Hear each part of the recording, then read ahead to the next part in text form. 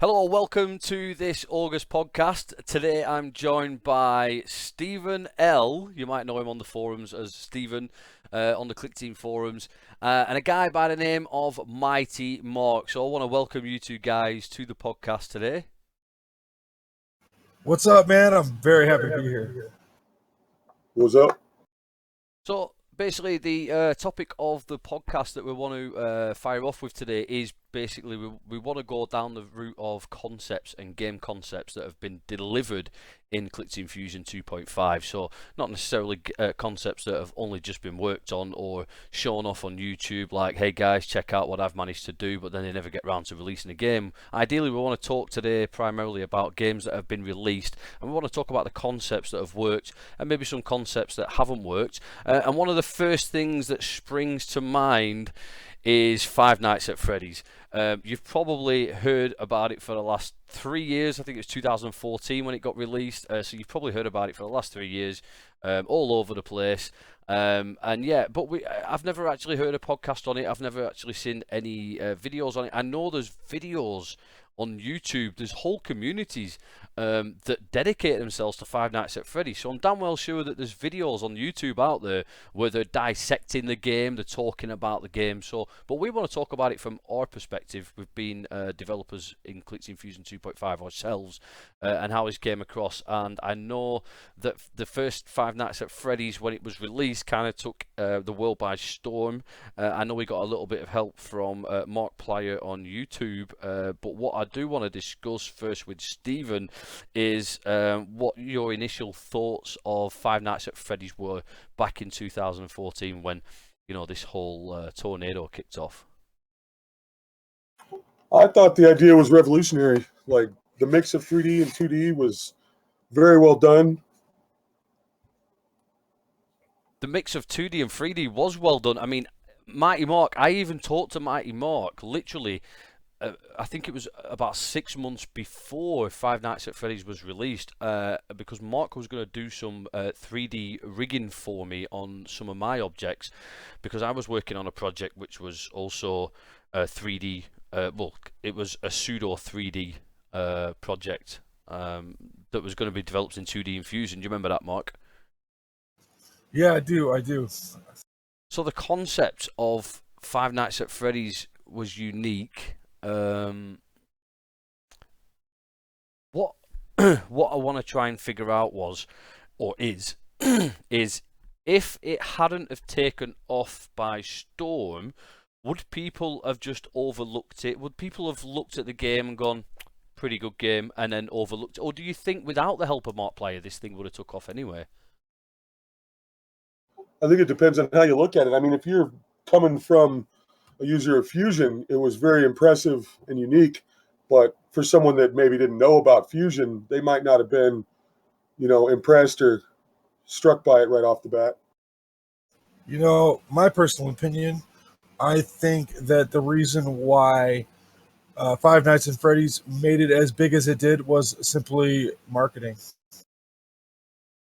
Yeah, I mean, it was it's what I'm trying to get on my point here is that it is, when you look back now, it is revolutionary. I mean, in terms of a developer, from my eyes, there isn't much to the project. Everything's pre-rendered. It's been put in to Fusion 2.5 with not much difficulty. I like what he did with the lens object. Yeah, I've used that object before. It's pretty fun if you've got a specific use for it. Yeah, I really do like his use of the lens object. And if I remember right, because his name on the forum, Scott's name was Anim Dude, weren't it? I remember him when he used to post stuff on the forums, and I remember him specifically asking about the lens object just a few months before Five Nights at Freddy's was released, so I'm going to assume that was related to that. But I mean, he came totally out of the water when he released for Five Nights at Freddy's the first time. I'd never seen any previews. I'd never seen any work in progress screenshots. I'd seen nothing from this guy, you know, apart from obviously when this whole tornado came along. That's the first time that I heard of it. Yeah, I didn't hear about it when it was first released either. I think it was one of my kids or someone that mentioned it to me, and I looked it up, and then it was everywhere really fast. really fast. Go on, Mark. Sorry. Oh, no worries. I was just gonna say that I do remember myself when it actually took the world by storm too. It kind of it swept so fast because like I never heard anything about it neither, and I was at my friend's house and my friend's kids, they were all over that, and I was like, oh wow, I was like, that was made in Fusion. That's crazy. And then like I don't know, all of a sudden it's like everybody knew what it was. Everybody was playing it. It was all over the place, and I was just like, wow, I gotta check this out. And I never got around because I get really easily distracted, so I never really got around to it. But it seemed that it kept getting bigger and bigger, so I did watch like a few videos on it, and it didn't look like the type of game that I play, but it did look interesting, and it did look like, to be honest with you, myself being a developer in Fusion as well, it actually did kind of strike me as revolutionary. Like, wow, that was actually made in Fusion. That's pretty darn impressive because, you know, I think a lot of people look at the games we have nowadays, well, I mean, I guess this isn't really an old game, but I mean, like, some of the games that we have nowadays, though, Battlefield and Call of Duty and Grand Theft Auto, so when they look at games like Five Nights at Freddy's, they might not be as impressed in certain areas. But like you said, when you're actually looking at it from a perspective of a developer of the software that was used to make that game, it's like, wow, that's actually really cool, because I looked at that game and I'm telling you right now that I can't do that in Fusion, or at least not at this moment in time. I couldn't.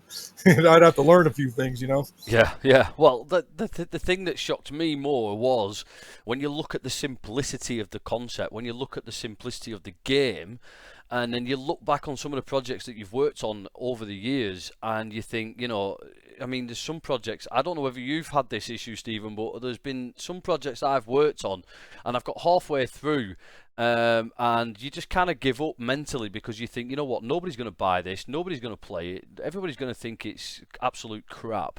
Nobody's going to go ahead and carry on with this. And one thing that impresses me about Scott is prior to Five Nights at Freddy's release, he'd already released a handful of games, 3 or 4 games. There was a wood chopping one or something like that. Pretty much the same premise as Five Nights at Freddy's, all 3D pre-rendered into 2D, made in Fusion. And I'd never heard of any of them. So for him to have the morale to keep going through Five Nights at Freddy's, I don't know what he was thinking, but he must have known somewhere in the back of his head that this was a project that was going to work. Yeah, some really good dedication. And it makes me wonder, too, if he wouldn't have gone with the horror / jump scare theme, if it would have been as big or not, because I think that was a big part of it.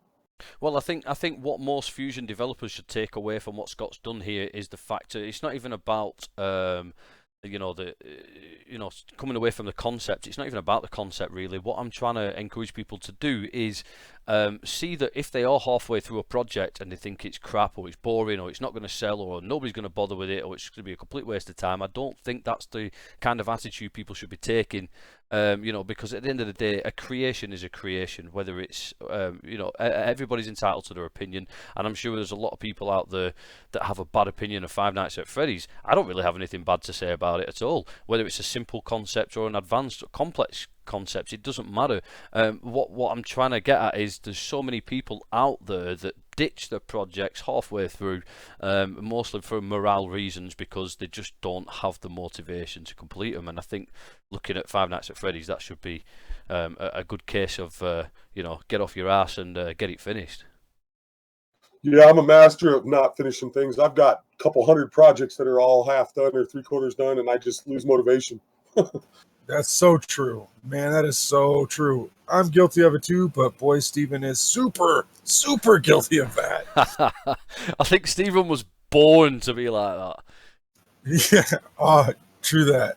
Dude, I've even done that with extensions, because I've released probably 30 extensions, and I've probably got over 100 that I've never released, just because I didn't think they were useful, or somebody else could do it better, or I just didn't think anybody would like it. Yep, I feel your pain. I have a question for you, Danny. Uh-huh. Have you ever heard of a game called Diner Dash? Diner Dash? Yeah. kind of. There was a guy that made one in Fusion 2.5. It was a Flash one. Is that the one you're referring to? Probably because it was back in the day. Well, I'm not referring to no. I don't think it was made in Fusion, but the reason why I brought it up was because I had an idea for a game that for me and Steven to do in Fusion together called Diaper Dash. Right. And basically what it was the same concept as that. Like basically in Diner Dash, you are this waitress chick, and you have to run around this restaurant. You have to take people's orders. You have to bring the orders to the cook. You have to bring the food back to the customers. You have to grab their dirty dishes and get their tip and stuff like that. And you got to place the customers at the tables and stuff. And it's like, it's real frantic and you're rushing the entire time. Well, I had this idea to do a similar concept, but with a daycare. And with like babies, and like got to get them in diaper changing stations, and you got to put them in the nap area, and you got to put them in the feeding area and feed them and burp them and do all this good stuff, and then have the parents come and do all this stuff. And the whole reason for this story is because a long time ago, when me and Steven were working on this, I did all the graphics for it, and Steven gave up on it. And 3 months later, I promise you, we seen it. There was actually a game released with the same exact premise as what we were doing, and it was actually called Diaper Dash. Wow. It was so messed up. I was just like, it was like somebody was spying on us or something. Yeah, but the worst thing is it's like a kick in the teeth, isn't it? Because you look at it and you think, that could have been us doing that. Exactly. And you know what? I actually played it, and I'll be honest with you, Danny, it was actually pretty darn good. Yeah. Well, that's another issue. I mean, when a scenario like that comes along, to me, it's not even about the money. If someone makes an idea, which I had 12 prior to that, and they release it, it's not even about the fact of they're making any money or how much money they're making. It's nothing to do with the money. To me, it's just like a kick in the teeth, because it's like, I could have done this. Sometimes getting over that ledge of just finishing something and releasing it is good enough. Agreed. Totally agree. No, you don't, Steven. This guy lying on national radio or something. National, yeah. We're not quite there podcasting. Yet. We'll get there. Yeah. Well, it's worldwide, this one, so everybody's going to hear it. Yeah, good deal. Apologize in advance. Back into the role of concepts, game concepts in Fusion 2.5. There's a few games by Tisnart. Actually, yeah, Mark actually did some sounds for him on his latest game. Oh, I did more than sounds for him. I actually produced every piece of music in Tisnart Shapes, I think it was. That's right. Because he did Tisnart Tiles and he did Tisnart Shapes. That's right. And I think it was the Tisnart Shapes. Yeah. So, and it's pretty good. He's got like a couple, I think like pretty close to a couple hundred levels on there, and it's pretty cool. Pretty good game. I enjoyed it. I like what Gerald produces. He produces some good stuff. Tisnart Tiles. I did a review for both of Tisnart Tiles and Shapes with Fused, and I like Gerald's motivation. He's another guy who has a natural. They must be born with chemicals in their brains. It's just like natural motivation every day to get up and finish something, because he has done that quite a few times now. Well, yeah, that he has a full-time job too. Like, and he does that. Like, you're totally right. He's just born with this, like, self motivation to just do it, and it's crazy because he does it by himself, man. Except for obviously the music part, but it's impressive because he also did that one back in the day in Fusion too. The rope, what was it? Row. Oh my God, what is it? I don't remember. Do you know what I'm talking about, Steven? I don't. No, it was the dude with the round head and the little body, and he moved around, and it was like Lemmings kind of. You know what I'm saying? It was back in the day. Yeah. I want to say it starts with an R, I think. Well, you're testing us here. I didn't realise you was going to get tested today. Sorry. I can't remember. I know he did. ClickBots. Do you remember ClickBots? ClickBots. That's what I was talking about. ClickBots. That's Yeah, I remember ClickBots. He was kind of like Lemmings, weren't it, sort of thing?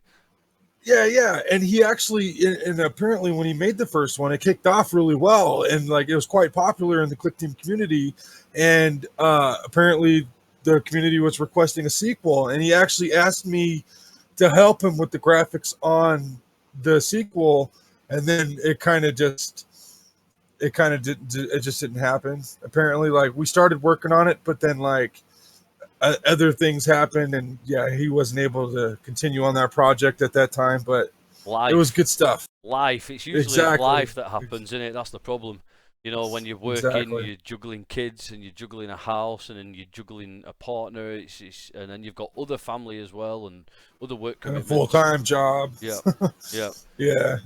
But I mean, Gerald's produced some exciting stuff, and I hope that he carries on doing that. I touched on the last podcast that I did. It was a solo podcast, and I touched briefly on Sprike by Vol Nyscra. I'm going to assume that you've seen Sprike.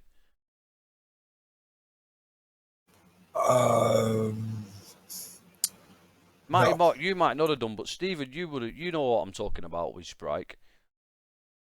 Nope. Correct. Do you have to pay for that rock that you live under? Yes, and I love it. I love it. Outside, there's people out there. You know, it's scary out there, man. Well, there's a guy lives over Australia way. I'm not sure whether it's Australia or New Zealand. He's created a platformer called Sprike. It's like a fish. It's a platformer and a fish. If you're on your computer now, just quickly check it out. Just Google Sprike. He's got a website for it and everything. And this game engine looks absolutely out of this world. He did a Kickstarter for it last year. But he missed the mark by, I can't even remember, it wasn't by much he missed the mark by, so he didn't get any of the funding from that Kickstarter, which was a massive kick in the teeth, but he's still going for it, and I think he was born with this chemical in his body as well that just gives him self-motivation to finish projects off. That's the other thing that bothers me too, is all these people that can just whip out graphics, or they're really good at drawing and they have no problem, because I'm a great programmer, but I can't draw or do graphics to save my life. So it's kind of disheartening to see someone's awesome art when you can't draw nothing. I'm 110,000% on your side with that, Stephen. I cannot draw anything for the life of me. Don't get me wrong, I can do user interface stuff, and I can do some basic kind of, placeholder stuff if I wanted, but when it comes to art and animation, I'm absolutely useless, and it's so hard to find somebody who can work to your niche that's going to fulfill. I mean, if I was born, if I could go back in time, I would have said, let me be born with artistic skill, because Fusion 2.5 is the absolute dream come true for any artist. It is. I've actually had quite a bit of fun. I use 3ds Max pretty much for all of my graphics needs, and like you were like back on the Five Nights at Freddy's thing, where like you have all the pre-rendered assets and scenes and everything. Like that's totally how I actually make my games. Is I make all my graphics in 3ds Max, and I take my screenshots of everything, and then I have everything just put just like that at whatever angle that I take my snapshots at or whatever, and I put them into my Fusion game. And I've actually made, I don't mean to toot my own horn or anything like that, but I made some pretty decent looking Fusion graphics, to be honest. But I mean, like, I'm not saying I'm the best or anything, but I can honestly say that as a graphics designer and playing video games religiously since I was 5 years old, and I'm 35 now, that I've seen some pretty crappy looking games, and I've seen some pretty good looking games. And I think that mine, on a scale from 1 to 10, I'd say like maybe a 7 or an 8. But, I never went to college for this stuff, man. So like I taught myself everything I know. So it's kind of hard for me, but it's awesome. And I'm very passionate about it. And one of these days, man, I want to make a game with or without people, I don't care, but I want to make a game that the world is going to love. That is like my dream, just so you know. That's everybody's dream. No, but man, come on. That's not everybody's dream. I mean, maybe it is most people's dreams, but I mean, like, it's like when you have that dream and you also have the tools like Fusion, 3ds Max, friends that have experience with programming and sounds and animations, you know, you actually have the resources available to you to actually create something beautiful, you know. And it's like, I've done that. I've made games before. I've never made like a full out, you know, boom. Like, I think the most I've ever done wasn't even in Fusion, sadly, but like, you know, I used that RPG Maker, and I got like that hour long. So far, it's about an hour long game. But like, I want to do something like in Fusion, because Fusion, the way that the engine works, it's like the first time I used Fusion, Steven actually showed me Fusion years, what, 10 years ago, Steven, at least. Yeah, it was when 2 just came out. Yeah, and like, that was such a long time ago. And man, when I first used it, I fell in love with it. I was like, oh my God, this is so powerful and so easy to use. It's like, I love it. And I can't even tell you the multiple, numerous, countless projects I began in Fusion and never finished. It's like, oh my God, I wish it would stop. Oh man, and so many times where I've like spent months and months on a project, and then you get to the point where you're just like, this is amazing, people are going to get blown away, and then you see somebody else did it better. Yeah. And that feeling you get, oh, that too. The worst thing is when you work on a project that, like you just said, where you think, yeah, this is going to kick ass, and you know, everybody's going to love this, and then the worst thing is when you give up hope on that project before anybody releases anything, and then 12 months later somebody releases it, and you just kick yourself saying, why did I not just stick with the project and carry on? Like, I totally could have done that. Yeah, actually, something else though is like, if you start to do something and then you don't finish it, and then later down the road you see somebody else did it and they did finish it, that sucks. But it also sucks when somebody else out there does something but they did it crappy, and then you do it and you do it better, then everybody thinks that you're a copycat. Or, you know what I'm saying? So it's like a double-edged sword, man. It sucks. No, I fully agree. Fully agree. I want to touch on a point that you was talking about there, Mark, when you said I want to create a game that is everybody's dream. And as Stephen rightly said, what's everybody's dream? Everybody has different dreams. Everybody has different likes and tastes in games. But one thing I do want to say, one of the biggest points of making a game that's successful these days is sometimes it's not even about the concept or the mechanic. It's about appeal. And if your game can appeal. Now, I'll give you a prime example of what I'm talking about right now. I've got kids. We've all got kids. My kids are a strange breed. And the reason I say that is because before, when Five Nights at Freddy's first kicked off, you've got to remember that my kids, even though they go on YouTube and everything, back 3 years ago, they wasn't really using their iPads. They wasn't on YouTube every day, okay? So they wasn't easily as influenced by other gamers and whatnot. So if I showed, I remember showing one of my kids Five Nights at Freddy's back in 2014 when it first come out, and he played it for half an hour and he was like, it's all right. And then literally 12 months later, because some guy on YouTube that he follows, some crazy guy who's got like 3 million subscribers under the age of 10, because he mentioned it again, all of a sudden now he wants the complete collection. So that's telling me that it's nothing. Sometimes it's not anything to do with the concept or the originality or anything. It's about the appeal, and if you can appeal to the masses, then it's kind of like a snowball effect. Because when it first came out, like I said, he played it for half an hour, and that was funny to watch.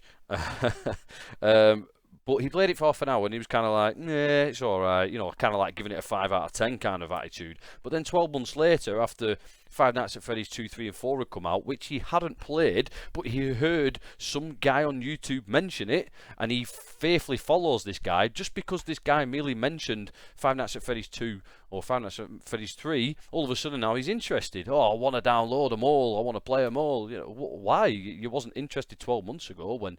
You know, when it first came out, you played it for half an hour and you give it like a 5 out of 10. Now all of a sudden you're giving it a 12 out of 10. You've not even played it. Some guy 4,000 miles away on YouTube has mentioned it, and you know what I mean. So I think in this day and age, 2017, it's all about the kids, man. If you can appeal to the kids and if you can appeal to the right audience, I don't think it matters what the concept is, even though it should. And that's a big part of the marketing too.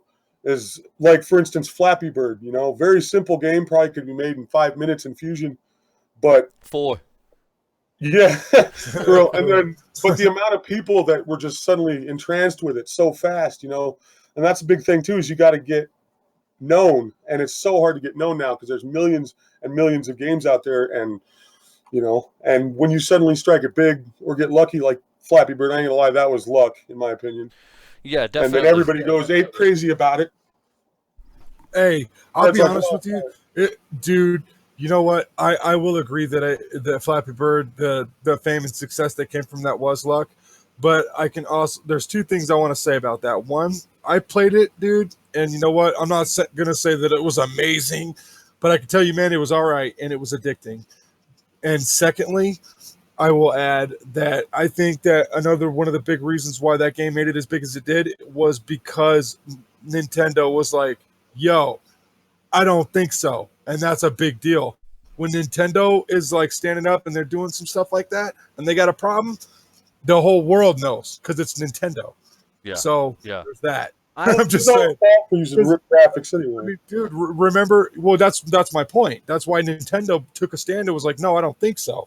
And I mean, remember what happened after that?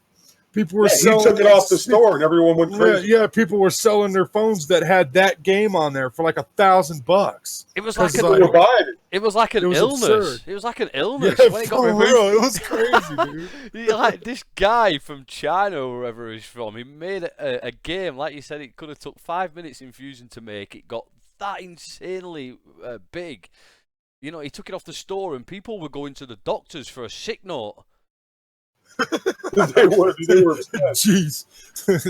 Yeah, that's crazy, man. I think it actually made it a little more popular when he announced to the world on, you know, the news article that he was taking it off the store in like 12 hours or whatever, and they must have got like 1 million downloads in that day. Yeah, I need to try that one myself, I think. Yeah. Maybe you should do it, Stephen. You can still find it. You can still find it. Maybe you should do it, Stephen. I'm going to finish this project in 3 months, but it'll be off the market in 2.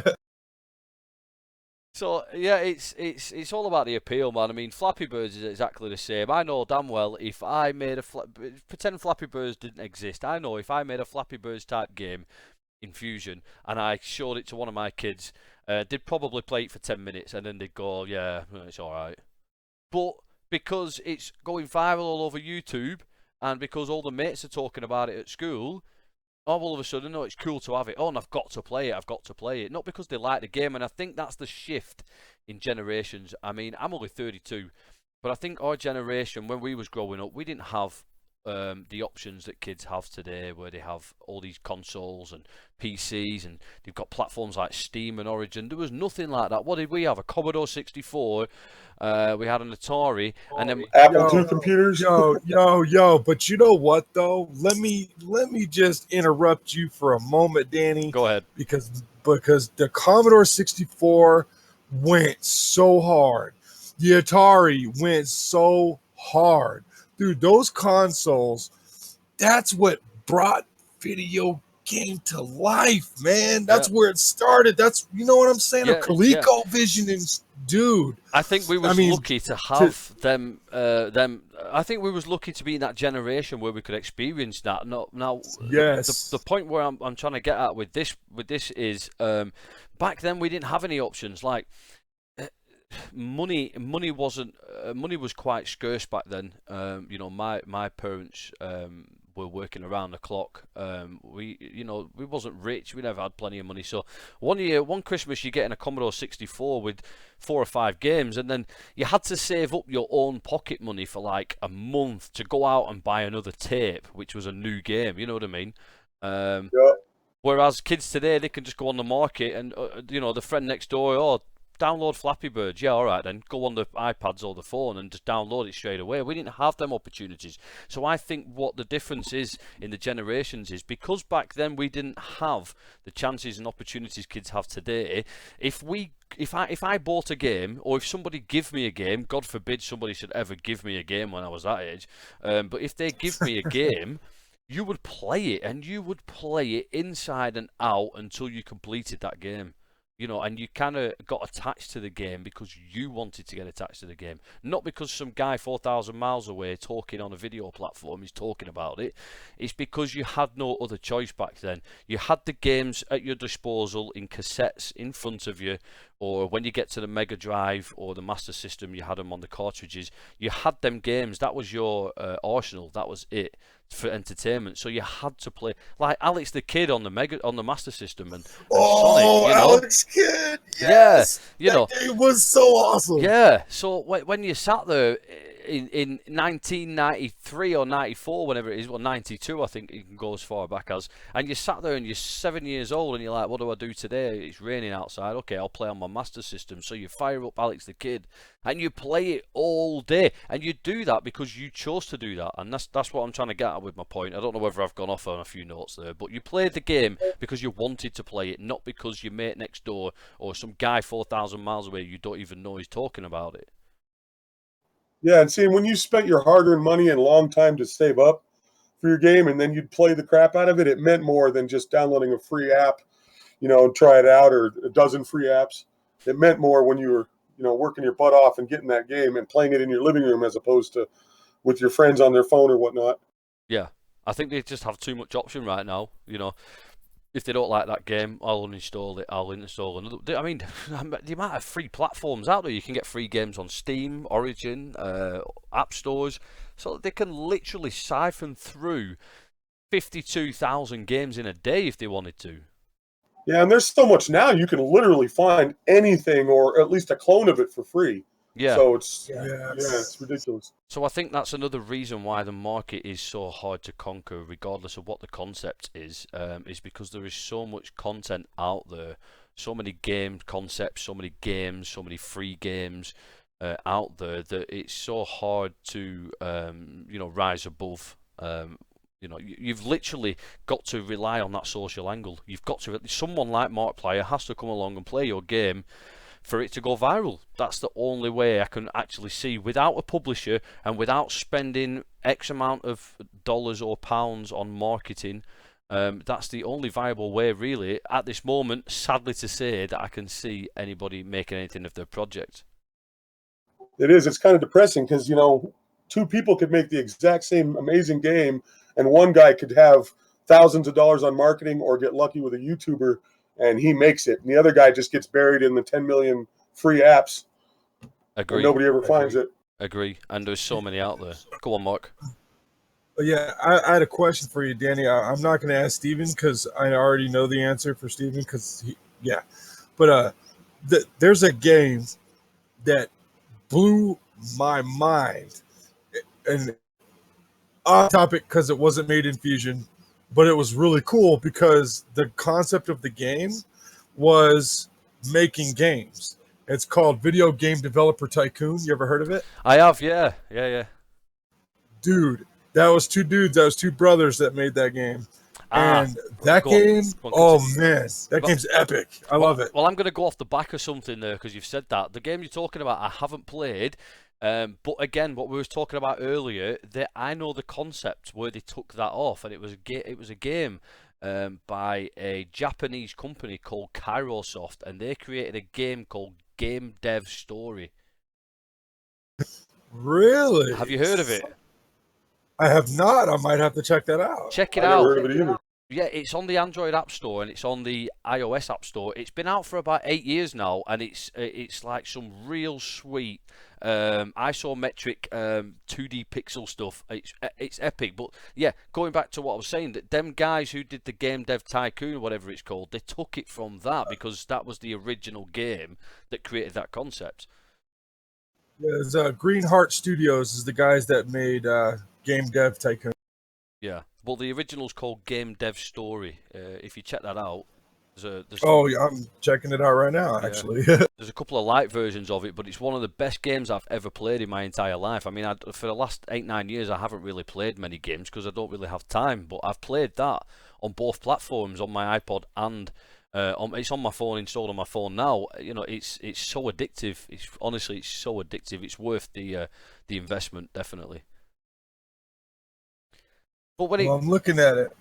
I like those retro graphics. They're pretty sexy. oh yeah, something different. I mean, the whole Carosoft range is pretty much like that. They're a good team, and they started out as like an indie dev team as well. But when it comes to again, just going back to the concepts, game concepts, and what will work and what won't work, I think it's very very hard to define what does work in 2017 and what doesn't work.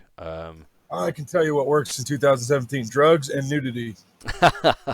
Well, yeah, it's a true story. Just being honest. Yeah, it's a true story. It's a true story. Yeah. It's crazy. I mean, when the death of Flash came about, Stephen, you'll agree with this. When the death of Flash came about, I knew it was a bad thing. I knew HTML5 becoming a standard. I always said that HTML5 should become the new standard, and then when W3 turned around and they eventually made it an actual standard, I was excited for HTML5, but and then they started phasing Flash out. So if you'd notice now, even Google don't support Flash anymore. By default, they turn it off on all the websites, and you've got to manually turn it on. But I think that the loss of Flash was quite detrimental because what have you?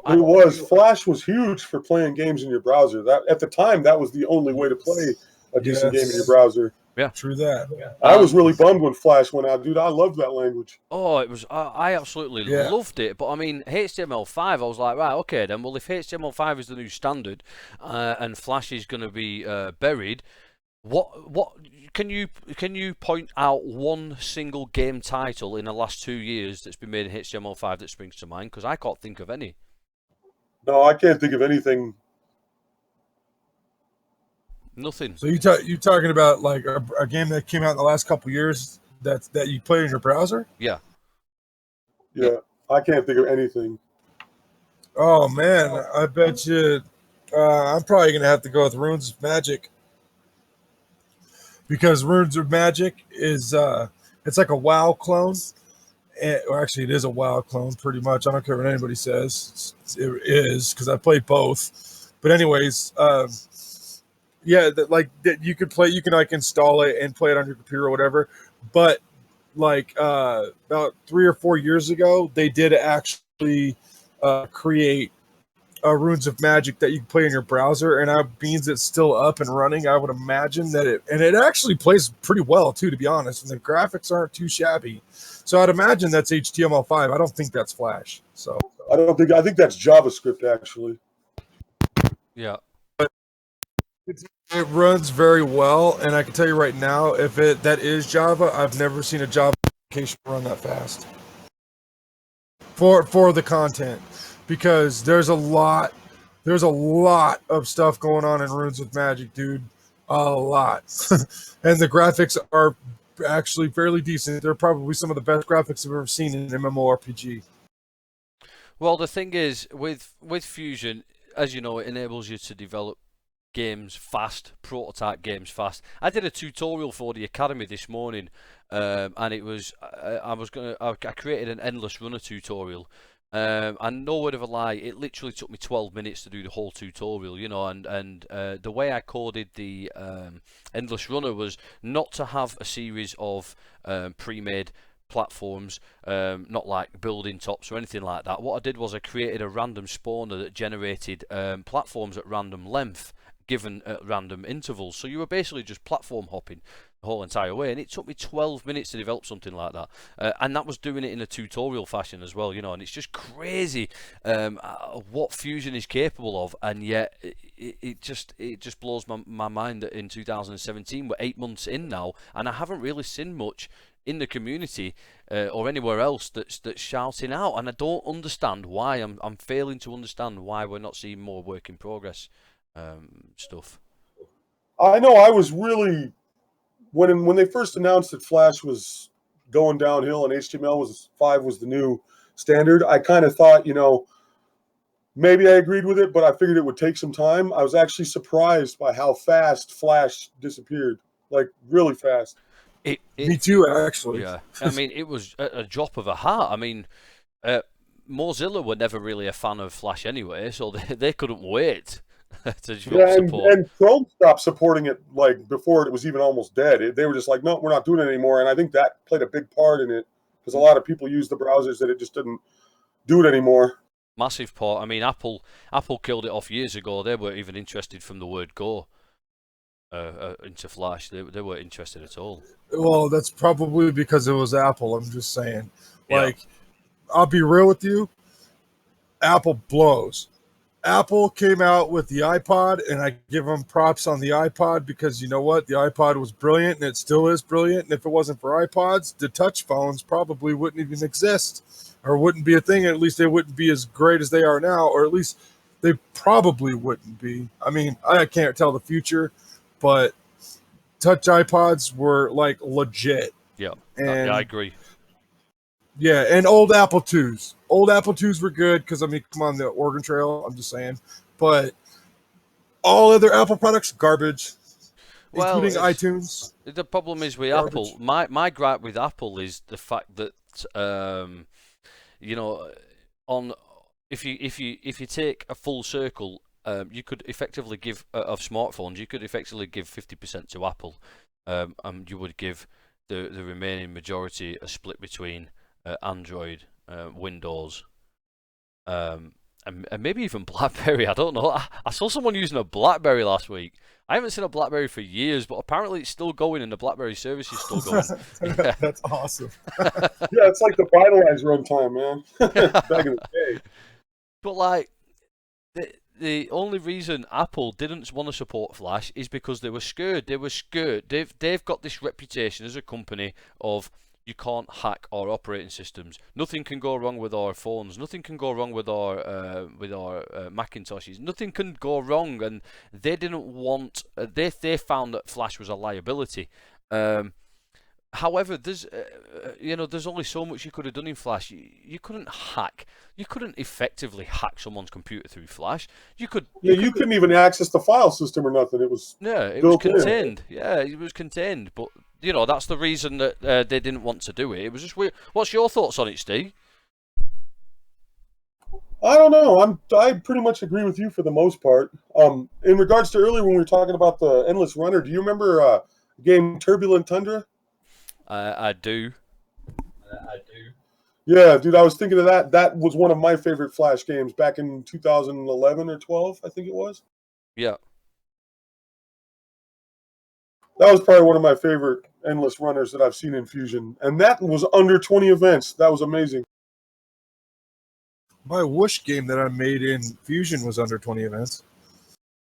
Yeah. Do you remember that? We need to have more contests. Those were fun back in the day. Yeah, but we're gonna fire up. We're gonna fire up the event contests again. Do you remember the one by Jacob, the ultimate winner? It was the one event game. That was amazing. Were you talking about where he stored the levels and the animations?